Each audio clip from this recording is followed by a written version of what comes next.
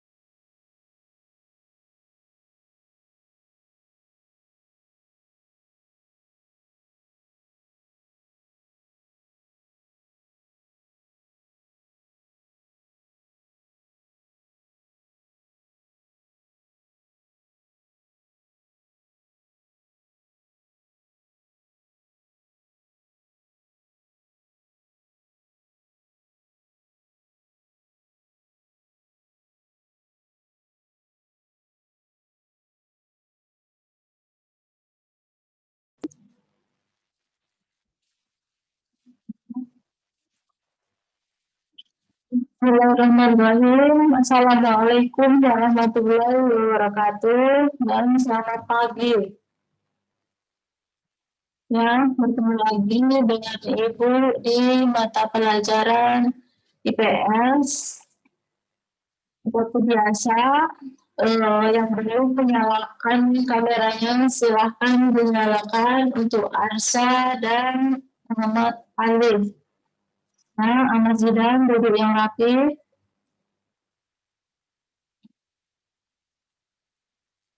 Arsa Aditya Nugraha, silakan dinyalakan kameranya.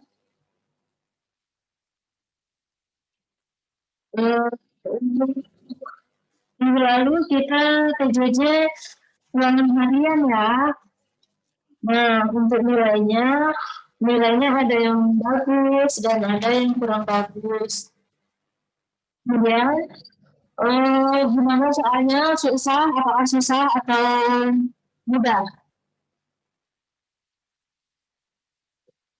Ya, soalnya semua sudah pernah dibahas kan yang di ulangan harian maksudnya.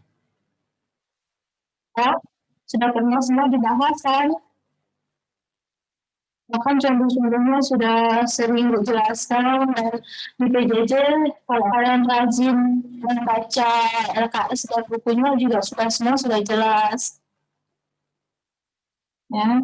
Jadi nanti Ibu share yang remedial, yang nilai yang kurang, jadi silahkan diperbaiki ya. Ada beberapa nih nilainya di bawah KKM ya supaya nanti pas penilaian akhir semester nilainya mencapai, nilainya tuntas. Baik, minggu lalu kita membahas mengenai interaksi sosial. Nah, sekarang kita akan membahas mengenai lembaga sosial. Ya, jadi terakhir Zoom itu membahas mengenai pengaruh interaksi terhadap pembentukan lembaga sosial ya. Nah, hari ini kita akan membahas mengenai lembaga sosial. Ibu mau bagikan slide-nya. Silakan diperhatikan.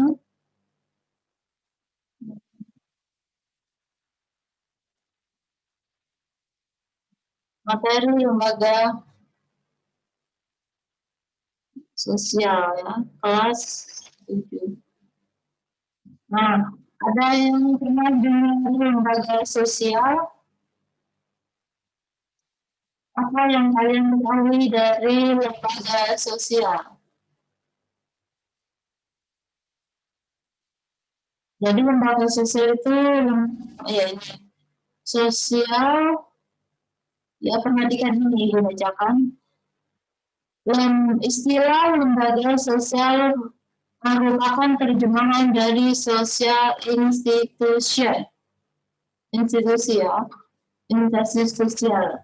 Dan menurut beberapa ahli ilmu masyarakat atau sosiolog mendefinisikan lembaga sosial sebagai berikut. Yang pertama ada semacam lembaga sosial merujuk pada kondisi abstrak berkaitan dengan norma dan peraturan tertentu yang menjadi ciri lembaga sosial.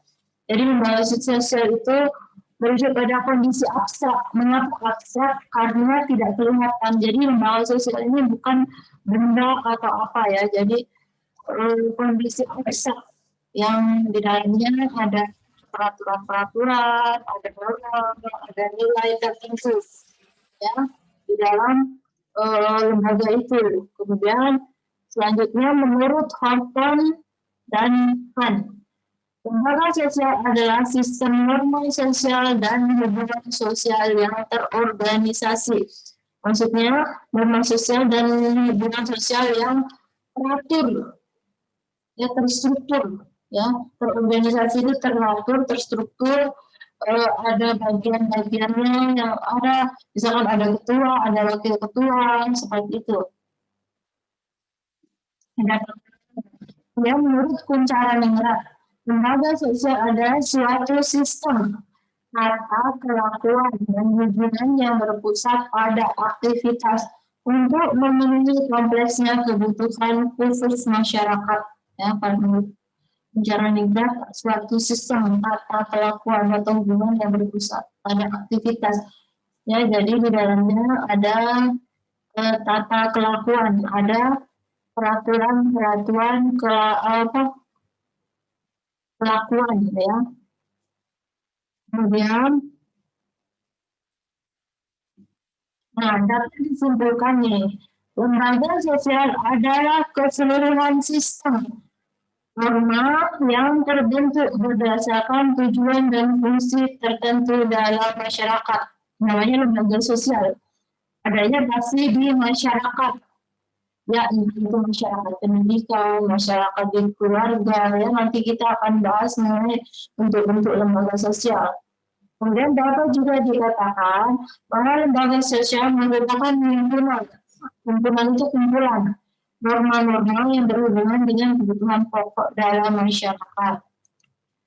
Nah, selanjutnya, setiap masyarakat akan menjunjung tinggi nilai dan norma yang berlaku telah disepakati bersama. Nah, nilai dan norma menjadi suatu yang melekat dalam masyarakat turun-temurun serta dianggap sebagai kebaikan dan kebenaran itu sendiri. Nah, apakah yang dimaksud dengan nilai? Sering kalian dengar ya, nilai dalam masyarakat. Apa itu nilai? Ya, kalau kita kan nilai sesuatu yang berharga ya, ada angkanya. Kalau misalkan di sekolah nilai itu ada angkanya, ya bobot nilai. Nah, kalau dalam masyarakat, apa itu nilai? Nah, nilai adalah sesuatu yang dianggap baik dan buruk di dalam masyarakat. Itu nilai di dalam masyarakat. Kalau misalkan nilai dalam bidang pendidikan adalah angka-angka. Ya, kalau di masyarakat itu sesuatu yang dianggap baik dan atau buruk. Ya. Nah, bila dibangun oleh masyarakat, oleh karena itu sifatnya kontekstual sesuai dengan masyarakatnya, tergantung dari masyarakatnya. Ya, nilai itu sifatnya kontekstual, maksudnya tergantung dari masyarakatnya itu sendiri. Oke ya, misalkan orang yang menolong orang lain adalah perbuatan bernilai baik. Orang yang mencuri adalah perbuatan bernilai buruk. Itu nilai yang ada di dalam masyarakat. Ya otomatis nilainya buruk, baik, ya seperti itu. Bukan kayak kita nilai misalkan di sekolah ada nilai 70, ada yang 80, bukan seperti itu ya. Kalau nilai di dalam masyarakat itu ada yang nilai baik, ada dan nilai buruk. Ya sifatnya kontekstual sesuai dengan masyarakatnya. Tetapi misalkan itu di sembarang tempat itu nilainya buruk, ya tidak ada masyarakat manapun yang menganggap misalkan menjadi adalah nilai yang baik. Ya. Jadi nilai baik dan buruk ini tidak semua, tapi tidak semua juga bernilai baik dan buruk ya, tergantung dari masyarakatnya. Misalkan, ibu contohkan, kalau misalkan kita memakai, misalkan kita keluar rumah, kemudian kita hanya memakai bawahan, misalkan nggak pakai baju, ya, dada terbuka misalkan. Itu kalau misalkan di masyarakat kita nilainya kurang pantas. Nah, kalau di masyarakat kita ya, misalkan di Jakarta atau di lingkungan kita ya, di lingkungan tempat tinggal kita keluar rumah jalan gitu. Nah, kalau misalkan di Papua yang notabene misalkan pakaian adatnya kan hanya memakai kuteka, itu dianggap sopan. Nah, kalau misalkan kita hanya memakai KTK ya, yang hanya menutupi bagian intim kita. Nah, itu namanya KTK. Jadi kita yang lain kaki, tangan semua itu kelihatan. Yang dulu laki-laki khususnya. Jadi jangan sopan karena itu pakaian adatnya. Tetapi kalau misalkan pakaian itu dipakai di masyarakat kita, itu dianggap kurang pantas. Nah, itu yang dimaksud dengan nilai. Jadi yang dimaksud sifatnya konseptual, tergantung dengan masyarakatnya, ya. Seperti misalkan yang baru-baru ini bumi, misalkan kita berkata-kata, misalkan apa ya, kata-kata kebun binatang yang keluar dari masyarakat itu dinilai buruk, tetapi ada sebagian masyarakat yang menganggap itu biasa saja. Jadi tergantung masyarakatnya, nilai itu ya, sifatnya kontekstual, tergantung dari masyarakatnya. Nah, nilai dan norma yang baru setelah dikenal, diakui, dan dihargai oleh masyarakat akan ditaati dalam kehidupan sehari-hari. Proses tersebut akan berlanjut ke nilai dan norma sosial dan diserap oleh masyarakat berdarah daging. Ya. Setelah itu, lama-kelamaan semua norma terdapat di dalam masyarakat yang berkaitan dengan pengaturan terhadap suatu kebutuhan pokok dalam kehidupan masyarakat akan berkembang menjadi lembaga sosial. Nah, berawal dari nilai dan norma ini kemudian berkembang menjadi lembaga sosial. Nah, terbentuknya lembaga sosial berawal dari kebutuhan masyarakat dan keteraturan kehidupan bersama. Ya, jadi terbentuknya lembaga sosial berawal dari kebutuhan masyarakat dan keteraturan kehidupan bersama. Coba bayangkan kalau nggak ada lembaga sosial ya dalam hidup bersama, seperti misalkan di sekolahan atau di masyarakat lingkungan kita. Ya, kalau nggak ada lembaga sosial, tidak ada keteraturan, pasti akan kacau ya karena nggak ada yang mengatur. Nah, di lembaga sosial ini, misalkan di lingkungan kita ya tempat tinggal kalian pasti ada RT, ada RW, ada camat, itu bagian dari lembaga sosial. Ya, jadi mempunyai bagian-bagian tersendiri. Kemudian keluarga, ada kepala keluarga, ya. Nah, itu lembaga sosial. Misalkan kepala keluarga, lembaga sosial untuk keluarga. Kemudian lembaga sosial terbentuk dari norma-norma yang dianggap penting dalam hidup masyarakat. Terbentuknya lembaga sosial berawal dari individu sebagai makhluk sosial, tidak mampu untuk hidup sendiri.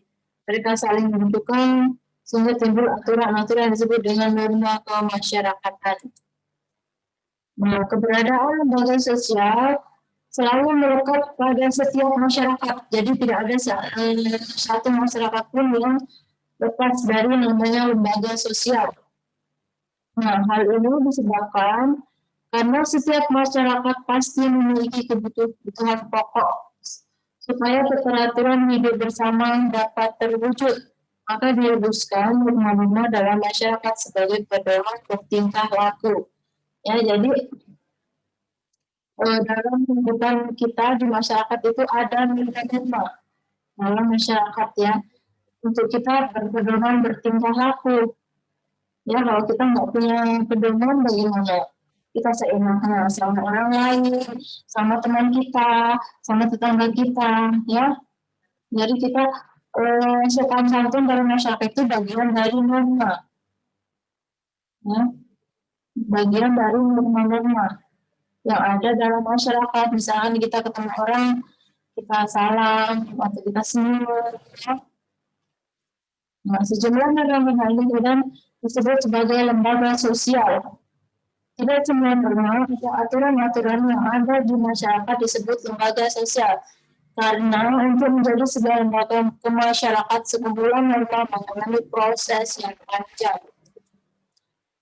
Ya, jadi sistem norma atau aturan-aturan yang dapat dikategorikan sebagai lembaga sosial harus memiliki syarat-syarat sebagai berikut. Ya, sistem atau aturan-aturan dikatakan kategorikan sebagai lembaga sosial. Yang pertama, sebagian besar anggota masyarakat menerima norma tersebut, menerima aturan tersebut. Ya, sebagian besar anggota masyarakat itu menerima aturan-aturan yang dibuat oleh lembaga itu.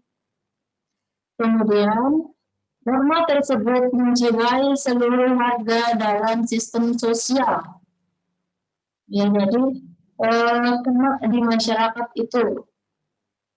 Kemudian norma tersebut mempunyai sanksi yang mengikat setiap anggota masyarakat. Jadi aturan tersebut mempunyai sanksi atau hukuman.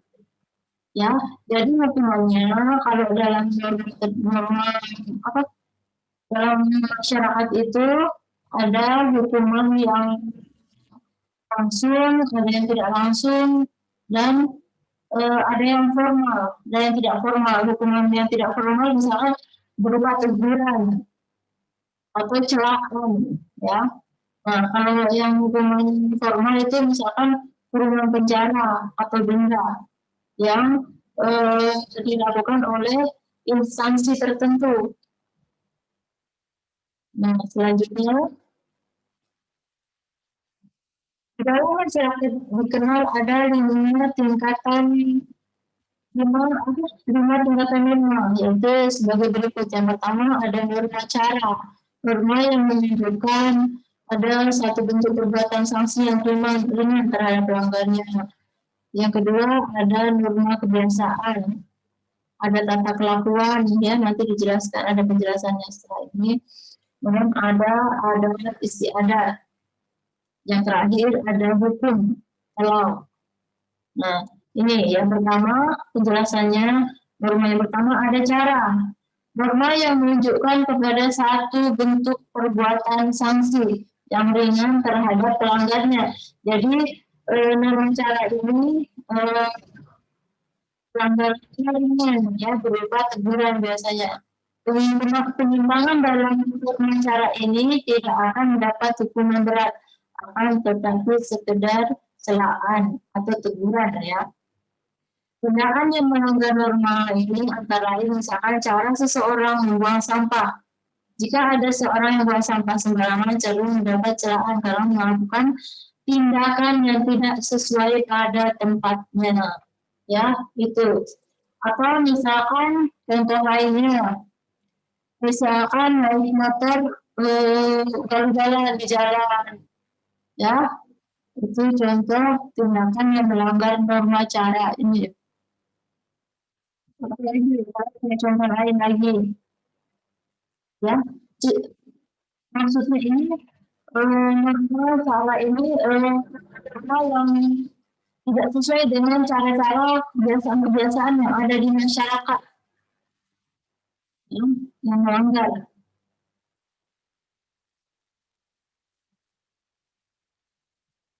Kemudian nanti ibu share di ini nanti ini slide ibu share nanti di PCC. Jangan kalian mau. Kemudian kebiasaan. Kebiasaan adalah perbuatan yang dilakukan secara berulang-ulang dalam bentuk yang sama. Misalnya apa?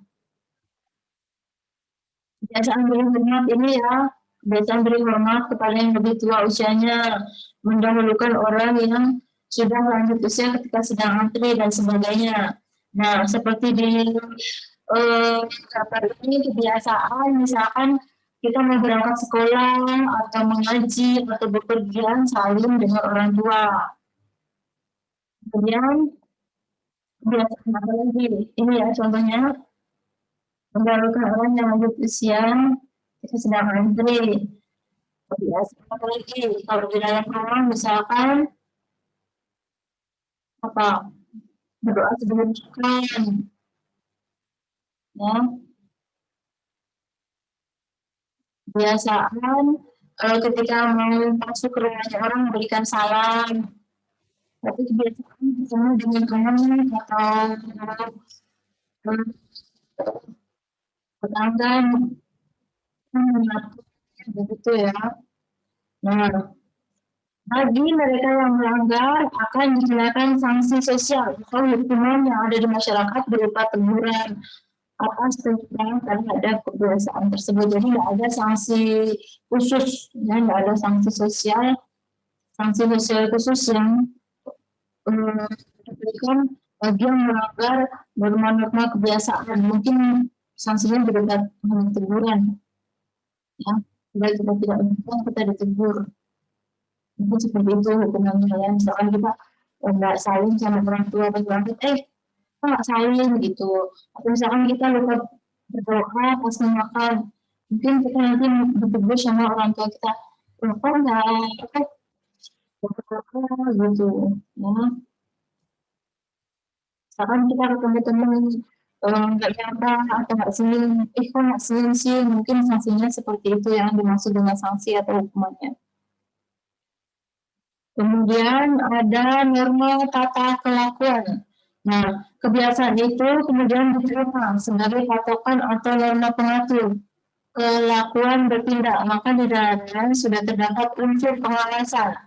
Nah, ini tata kelakuan di dalamnya sudah ada unsur pengawasan, dan jika terjadi penyimpangan pelakunya akan dikenakan sanksi.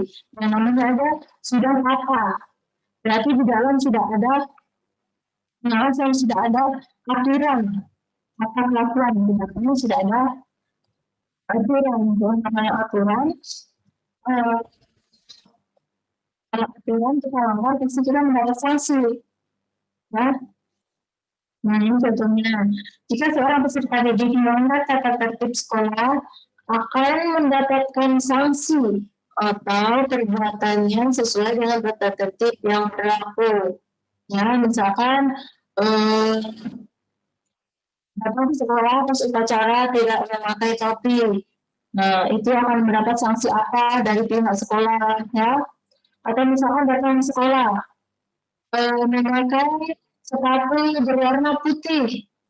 Nah, itu akan mendapat sanksi dari pihak sekolah dari tata karena adanya norma tata kelakuan ini, ya.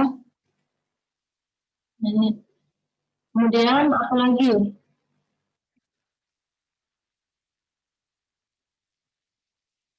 Ya, nanti kalian baca di atasnya ada banyak contoh-contohnya.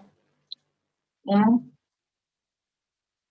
Kemudian selanjutnya ada norma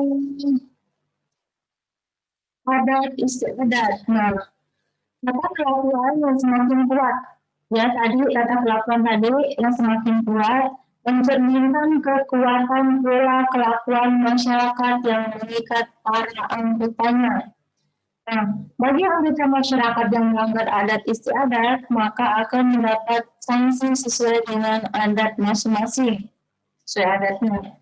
Norma-norma tersebut mempunyai dasar yang sama, yaitu memberikan petunjuk bagi tingkah laku seseorang yang hidup dalam masyarakat. Jadi maksudnya ini maksud dari diberikannya sanksi bila anggotanya melanggar itu supaya dia bisa tetap apa ya berjalan sesuai dengan aturan yang ada. Misalnya tadi di tata kelakuan. Di tata kelakuan tadi misalkan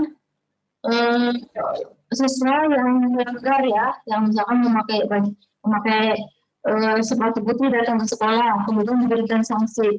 Untuk apa diberikan sanksi? Supaya mereka tetap menaati peraturan, ya, untuk kemudian selanjutnya besok-besok tidak melanggar lagi. Itu maksudnya diberikan sanksi. Yang maksud dari sanksi itu. Nah, kalau misalkan tadi cara, misalkan norma cara dilanggar, kemudian kita ditegur, sanksinya tegur, supaya kemudian hari tidak melakukan itu. Nah, kalau norma ini ada istiadat, ya seperti ini ya, kalau misalkan melanggar sama ketua adatnya akan ada sanksi khusus. Entah sanksinya itu berupa teguran atau berupa tindakan, ya, tergantung dari adat istiadat tersebut. Kemudian hukum. Nah, hukum merupakan sekumpulan aturan resmi yang tertulis di dalam masyarakat. Sering hukum kan? Jadi hukum itu adalah sekumpulan aturan resmi. Jadi ini resmi. Berarti kalau aturan resmi ada sanksi resmi di dalamnya yang tertulis di masyarakat. Ya, misalkan kalau di masyarakat itu di RT ini pasti ada ya. Coba kalian perhatikan di pos RT atau pos RW. Nah, misalkan kamu lagi lapor, Nah, itu aturan-aturan di sini yang dibuat oleh eh, RT setempat atau RW setempat, ya. Dan itu tertulis di dalam masyarakat. Nah, berisi ketentuan, perintah dan larangan yang dibentuk untuk menciptakan suatu keadilan. Pelanggaran terhadap hukum dapat dikenakan sanksi yang tegas, ya, berupa kurungan penjara dan denda sesuai ketentuan pengadilan. Aturan-aturan hukum biasanya berbentuk buku tertulis. Misalkan ada Undang-Undang Dasar 1945, ada keputusan Presiden, peraturan Presiden, dan KUHP. Ya ini ya. Kan hukum ini misalkan apa yang ada di masyarakat. Misalkan eh, tilang polisi ya di jalan. Nah, aturan kita mengendarai kendaraan di jalan raya adalah harus mempunyai SIM, surat izin mengemudi, mempunyai surat-surat kendaraan lengkap. Ketika itu dilanggar, maka kita dihukum oleh misalkan polisi. Nah, karena kita melanggar dan itu aturannya resmi, peraturannya resmi, perintah resmi, karena itu tertulis ada undang-undangnya. Nah, ada undang-undangnya. Misalkan undang-undang kena pasal berapa gitu ya. Jadi ketika kita melanggar di masyarakat dan itu ada di Undang-Undang 1945 atau di keputusan Presiden ada di salah satu ini maksudnya itu ada sanksi resmi, sanksinya misalkan berupa kurungan penjara atau denda. Ya kalau misalkan pulang sepeda motor kan misalkan denda. Nah kita harus bikin data yang kemudian uang denda tersebut itu masuk di kas negara, bukan di polisi atau instansi kepolisian, bukan. Itu nanti masuknya di keuangan negara, ya, yang kemudian nanti dimanfaatkan misalkan untuk pembangunan jalan atau pembangunan sarana-sarana yang lain. Nah, kalau hukum ini sanksinya lebih tegas, lebih konkret. Nah, selanjutnya ciri lembaga sosial. Yang pertama, memiliki tingkat kekuatan tertentu. Yang kedua, memiliki simbol. Jadi setiap lembaga itu memiliki simbol. Misalkan lembaga sosial, kalau kita ini ya sekolah, ya ini memiliki simbol kan, ada lambangnya apa, misalkan ada apa sih, itu, apa itu, ada gambarnya itu. Kemudian penelitian, simbolnya apa, kemudian lembaga pendidikan ada simbolnya Tuturi Handayani itu, ya. Kemudian memiliki norma tertulis dan tidak tertulis. Jadi ada aturan-aturan tertulis. Ya kalau kita sekolah misalkan ada aturan tertulis. Kalau yang tidak tertulis biasanya yang ada di dalam lingkungan keluarga, lembaga keluarga atau lembaga masyarakat pun ada yang tertulis dan ada yang tidak tertulis. Nah seperti yang tadi dijelaskan, kalau misalkan yang tidak tertulis itu biasanya sanksinya atau hukumannya hanya berupa teguran. Sedangkan kalau yang tertulis biasanya sanksinya lebih tegas. Kemudian memiliki tujuan yang jelas. Ya, sebuah lembaga sosial didirikan harus memiliki tujuan yang jelas. Pastinya memiliki tujuan yang jelas. Tidak mungkin suatu lembaga sosial didirikan tanpa tujuan yang jelas. Kemudian memiliki alat-alat kelengkapan. Ya, kalau misalkan di lembaga TNI memiliki alat perang. Misalkan lembaga pendidikan memiliki buku, memiliki komputer, memiliki gedung sekolah, itu merupakan alat kelengkapan. Kemudian memiliki pola perilaku, ya, memiliki aturan. Harus seperti apa perilakunya dalam lembaga tersebut. Nah, selanjutnya fungsi lembaga sosial. Yang pertama, memberikan pedoman pada anggota-anggota masyarakat, ya, memberikan pedoman atau pegangan ya, aturan pada anggota-anggota masyarakat, maksudnya anggota lembaga tersebut, menjaga keutuhan masyarakat, memberikan pedoman pada masyarakat untuk mengadakan sistem pengendalian sosial atau kontrol sosial untuk mengontrol, membatasi tindak lanjut yang pada masyarakatnya, ya, mengontrol perbuatan atau tingkah laku, ya, di dalam masyarakat. Itu gunanya lembaga sosial, ya. Jadi untuk pembahasan hari ini kita baru membahas mengenai pengertian fungsi dan fungsi, ya. Nah, minggu depan pas PJJ kita akan bahas jenis-jenisnya. Jadi jenisnya itu ada yang lalu sekilas sudah kita bahas, ada lembaga keluarga, pendidikan, agama, kemudian lembaga apa? Ekonomi, dan lembaga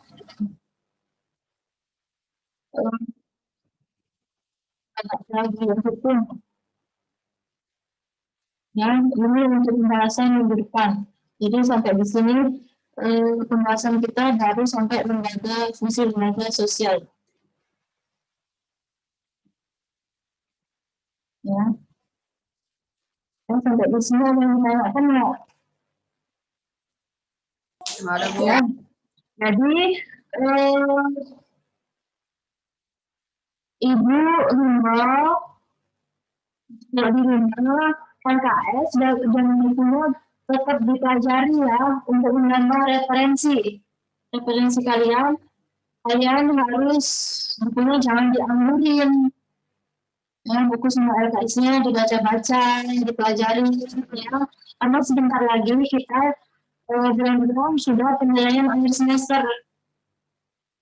Jadi nilainya harus tuntas semua. Untuk yang nilainya belum lengkap, silakan dilengkapi. Ya, coba dicek. Nanti kalau misalkan Ibu kirimkan rekap nilai, silakan dicek apakah nilainya masih ada yang kosong berwarna kuning. Kalau masih berwarna kuning berarti masih kosong. Nah, kalau nilai kalian kosong, nanti berpengaruh kepada nilai rapor. Bisa-bisa nilainya kalau ada nilai tugasnya yang kosong, yang tidak dikerjakan, nilai rapornya bisa-bisa tidak tuntas.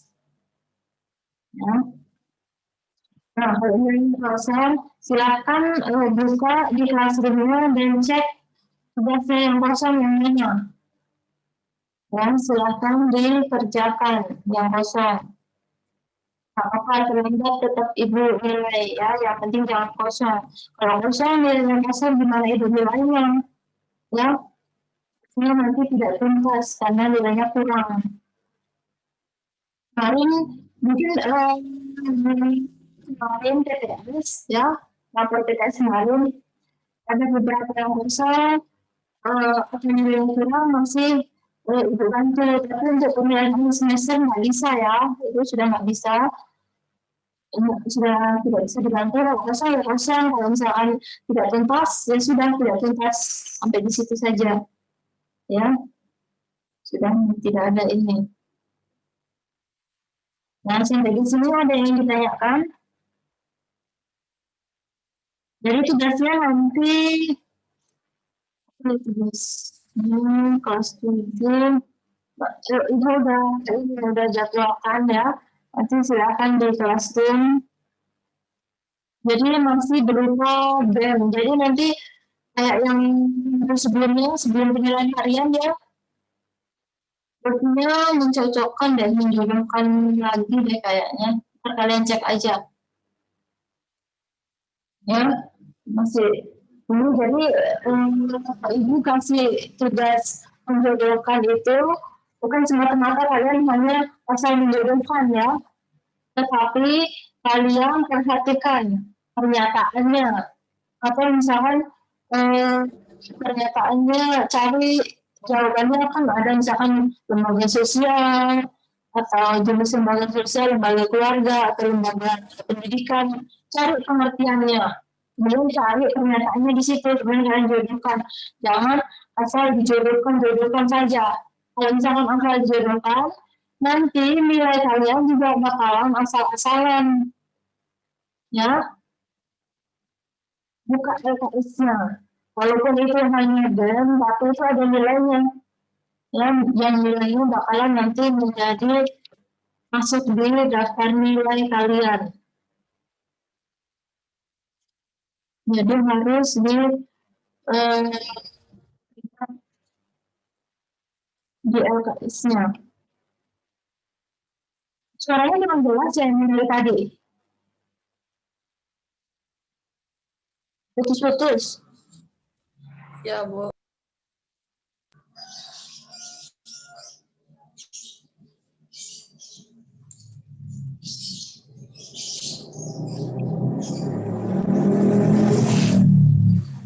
Untuk di sini ada yang ingin ditanyakan. Ada, Bu. Berarti Ibu udah yang bertanya ya. Itu sudah jelas semua. Berarti kalau ditanya, berarti sudah tahu.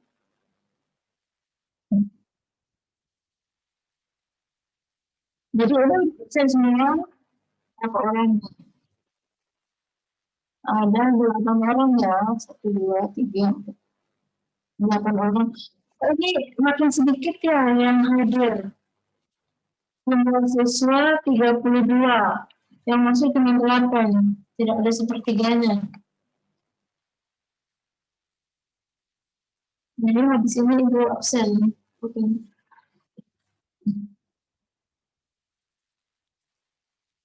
Jadi di sini masih ada nilainya yang tidak angkat, Alfan, mana Alfan? Tidak hadir, tidak ada nilai ulang hariannya. Aura, Aura ikut ulang hari tidak? Aura, minggu lalu. Nilainya belum masuk, ntar Ibu tunggu ya. Aura Fajariana.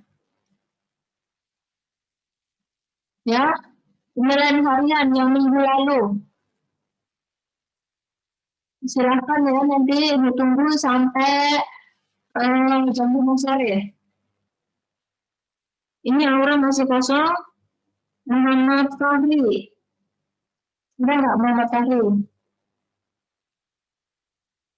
Muhammad Rasdi. Kemudian nutrisi Mukafi. Ya, itu yang disebutkan namanya yang belum ada nilai ulangan hariannya. Kemudian bisa Gibran. Nah, ada juga di sini. Kemudian Satrio. Tidak ada juga ya. Ya, masih ada 1, 2, 3, 4, 5, 6 orang yang tidak ikut ulangan harian. Sela nilainya bagus. Aditya bagus, Ahmad Zidan. Ya, ada sempurna. Siti Mulhasana. Indrayanti juga lumayan bagus. Nah, jadi jangan lupa nanti tugasnya. Jadi untuk tugasnya, jangan diulang-ulang ya. Satu kali ini, tapi kalian harus perhatikan itu pernyataannya sama jawabannya. Cari di LKS atau di buku, jangan salah-salah. Nilainya juga salah-salah dapatnya. Kemudian kalau susah, misalkan susah di apa namanya di start di Zoom, start di Classroom, kalian WA ibu aja ya. Tapi kalau WA kan itu ada namanya. Jadi kalau misalkan WA karantin nama ya, tulis namanya. Karena itu nanti bingung kalau nggak ada namanya, nilainya nggak masuk. Oke, sampai di sini sudah mengerti ya. Kalau sudah, ya kalau sudah pelajaran kita cukup sampai di sini. Semoga bermanfaat. Ya, tetap kalian di rumah tetap jaga kesehatan, rajin cuci tangan, ya. Jadi jangan keluar-keluar Kak bila tidak penting.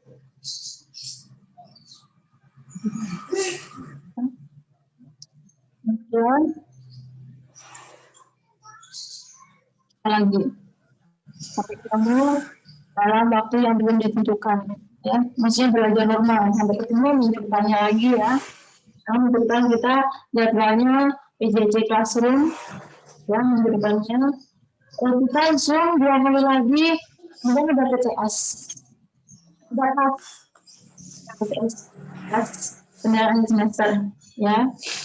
Jadi diharapkan kalian kelas 76 untuk IPS nilainya harus bagus, ya.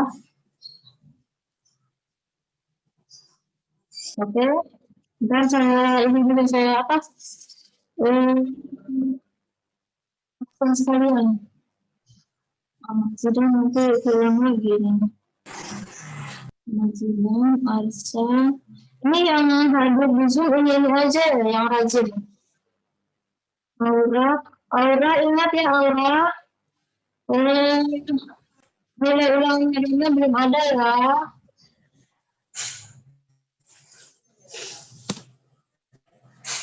Nanti tunggu. Alif. Kemudian Nadia. Yang hadir di Zoom ini nilainya tinggi semua ya, alhamdulillah. Karena memang ibu mengambil soalnya dari staf menjelaskan di Zoom. Baik, pertemuan kita hari ini sampai di sini Ibu akhiri. Wassalamualaikum warahmatullahi wabarakatuh. Sampai ketemu pertemuan selanjutnya.